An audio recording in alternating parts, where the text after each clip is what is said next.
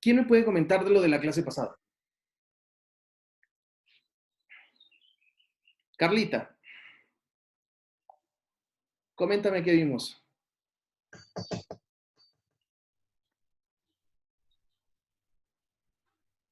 Bueno, Monse, ¿tú qué quieres participar? Ándale, dime. Bueno, comentábamos de las convenciones constitucionales Ajá. que pues se basaban en las costumbres y por lo tanto ¿Pero qué son las comisiones constitucionales? ¿A dónde pertenecen o qué es eso? eran de orden constitucionario y pues ah, ¿Pero a qué de- pertenecen per- las son convenciones? Es la common law. instituciones gubernamentales. ¿Pero pertenecen a qué? ¿O están catalogadas como qué? am, ¿De qué? Reglas no escritas. ¿De los qué? ¿De los qué?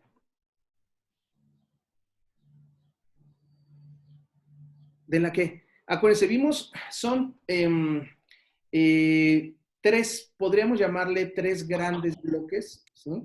Ah, sí, Sí, ¿de qué? es la presencia del presidente, ¿no? No, pero antes, o sea, sí, pero a lo que me refiero, las convenciones, así como la parte de los documentos históricos y de las, ¿cómo se llama? Y de la legislación, ¿sí? Están los documentos históricos, la legislación y las convenciones constitucionales forman parte de la Constitución, ¿sí? De la Constitución inglesa. Acuérdense que, vuelvo a reiterar, ¿no? La Constitución inglesa no es un librito, sino es un compendio de muchos documentos. Entre ellos tenemos los documentos históricos, ¿no? Que vimos cuáles eran estos documentos históricos, la Carta Magna, que devenía de la Carta de las Libertades. Luego vimos que hay otro compendio, ¿sí? Hagan de cuenta que es como un corpus juris, ¿sí? Acuérdense que el corpus juris, ¿se acuerdan de qué se componía? Del códex, de las institutas, de las novelae, y del pandectas. Ah, bueno, pues exactamente así era esta constitución, o es esta constitución inglesa. La constitución inglesa, entonces, en lugar de tener códex y eso, tiene la legislación por un lado, tiene las convenciones por otro lado y los documentos históricos. Todas estas tres cosas, estos tres grandes bloques son los que conforman la constitución inglesa.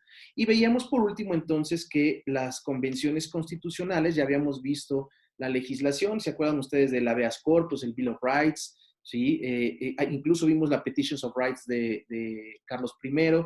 Y entonces llegamos a las convenciones constitucionales y este es el último gran bloque que conforma la Constitución inglesa y decíamos entonces que la característica de estas convenciones constitucionales es que precisamente no son escritas, la gran mayoría, aunque algunas sí se escriben en algún documento, están plasmadas en documentos, pero en realidad su naturaleza es que no son escritas, son normas políticas más que normas jurídicas, se basan en la costumbre y en las prácticas reiteradas de los actores políticos. Su meta principal es asegurar que la Constitución se mantenga vigente y, por supuesto, que hay una relación sobre todo eficaz entre las instituciones y los órganos. Esto es lo que marca, este es el último compendio, gran compendio, que es parte de lo que es la Constitución británica, ¿sí?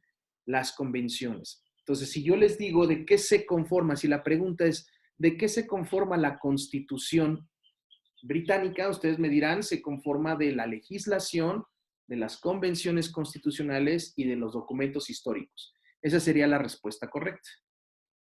¿Vamos bien? Sí, también mencionaba que no hay una sanción jurídica, ¿no? Sino una sanción social y política. Así es. En efecto, precisamente como si se viola una convención constitucional, vamos a decir que no es una cuestión no va a ser una violación o un atentado en contra de la Constitución porque no existe tal Constitución como la de nosotros. Es decir, no podemos nosotros, en Inglaterra no se puede apelar a un elemento anticonstitucional, porque están en el mismo orden. Entonces, de hecho, cuando es una convención constitucional y se viola esta convención, esta convención constitucional, esta costumbre, no hay una consecuencia jurídica directa, pero sí la hay políticamente, incluso socialmente. ¿Vale? Estas son las características de las convenciones. Ahora decía que hay tres condiciones para establecer la existencia de una convención, ¿sí? De una costumbre. La primera era la presencia de precedentes, la segunda es el sentimiento por parte de los actores de estar obligados o de ser obligados a seguir la regla, y la última es la regla de un principio constitucional que la respalde. Un principio hablando si estamos hablando de un principio de constitucionalidad, podemos hablar de equidad, podemos hablar de democracia, podemos hablar de justicia. Si alguno de esos principios respaldan lo que es la regla, entonces tenemos que estos tres grandes pilares son los que van a determinar la existencia de una convención constitucional. ¿Sí? Y también decíamos que sobre una base, si nosotros nos imaginamos una base que es la Convención Constitucional y que tiene dos grandes soportes, ¿sí? Vamos a ver que por un lado es el soporte político y por otro lado es el soporte jurídico. El soporte político entonces sería la soberanía del Parlamento, ¿sí? Entonces está la soberanía del Parlamento por un lado, ¿sí? Y la otra que se le llama Rule of Law, ¿sí? Que es el imperio del derecho. Estas son las dos grandes bases que soportan a lo que es una constitución, en este caso la constitución de Inglaterra, ¿sí? Luego, algo importante de la constitución o del derecho constitucional en Inglaterra es que el derecho constitucional en Inglaterra es el resultado, dice ahí, de decisiones judiciales, ¿sí? Esto es importante. Estas decisiones judiciales son las decisiones que van a determinar los derechos de las personas privadas, ¿sí? Es importante, de ahí emana el derecho constitucional. Si la pregunta es ¿de dónde emana el derecho constitucional inglés? La respuesta correcta sería de las decisiones judiciales que determinan los derechos de las personas privadas. Profesor, ¿en qué página está? Estoy en 121 en el penúltimo párrafo.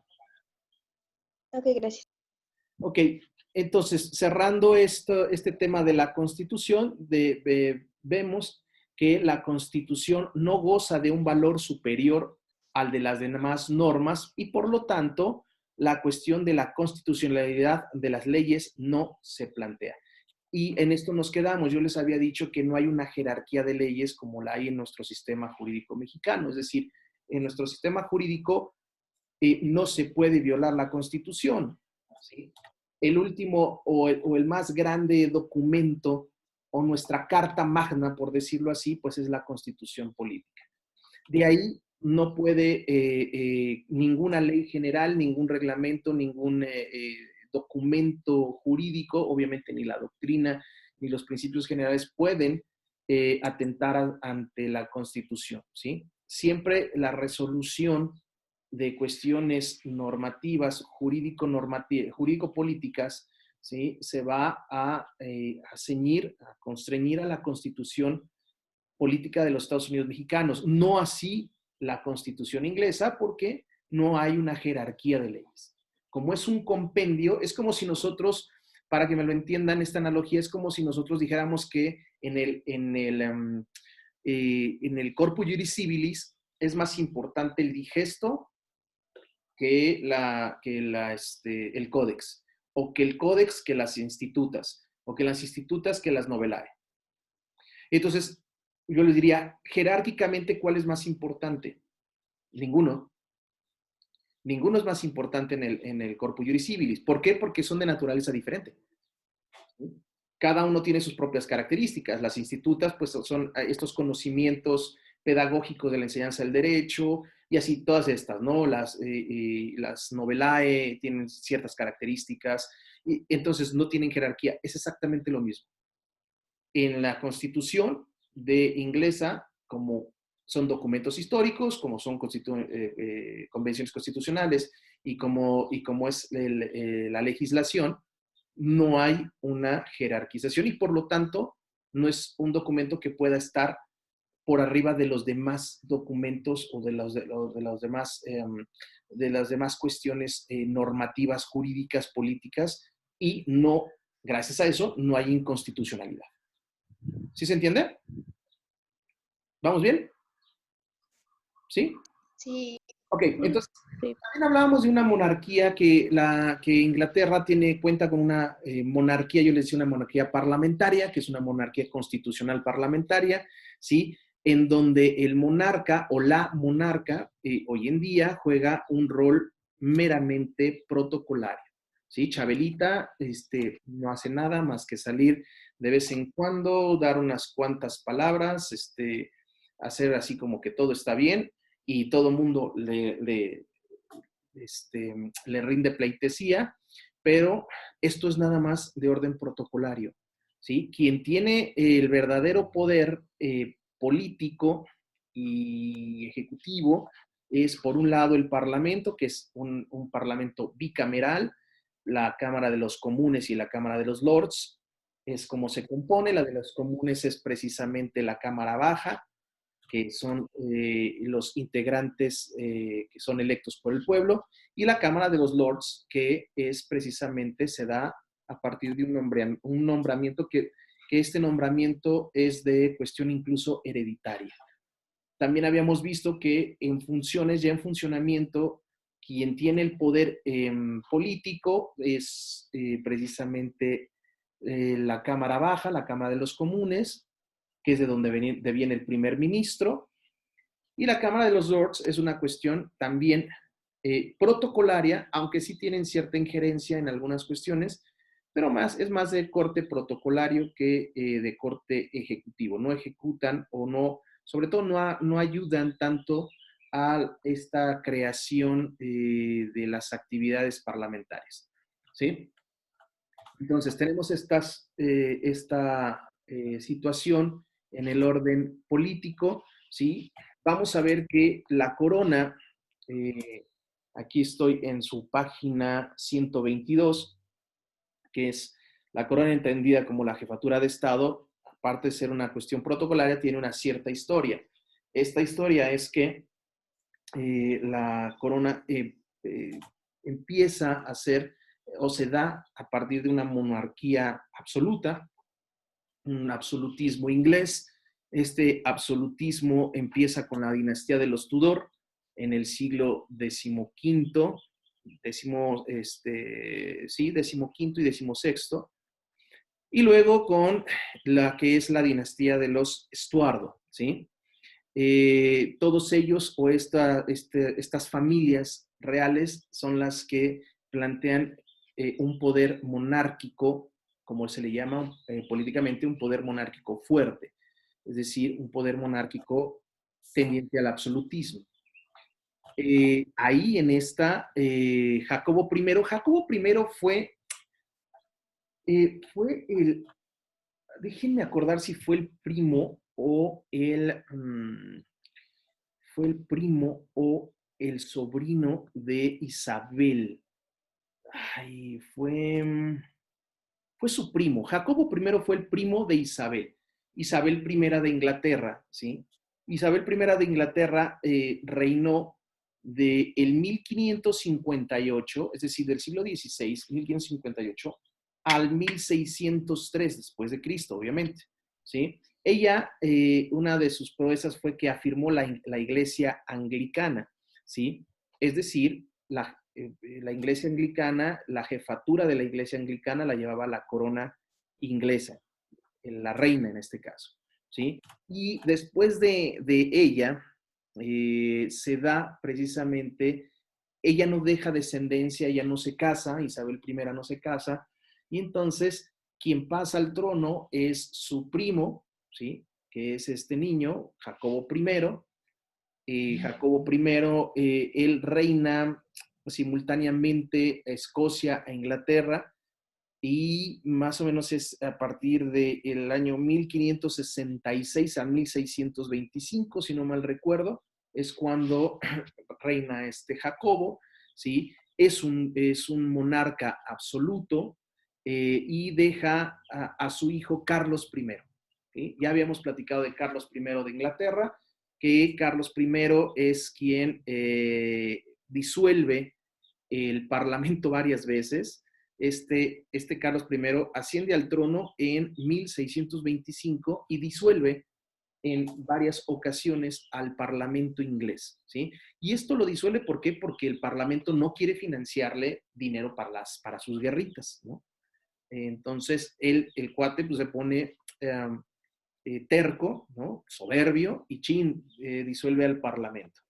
Esto del Parlamento, ellos logran imponer ciertas condiciones hacia el rey, hacia Carlos I, después de que va y viene en los parlamentos, y extienden, ya lo hemos visto en la legislación, extienden un documento que se llama Petitions of Rights, ¿sí? Estas peticiones de derecho, Petitions of Rights, se establecen, entre tantas cosas, impedían al rey a encarcelar a sus súbditos sin una causa justificada, ¿sí? Esto es uno de los criterios de la Petitions of Rights.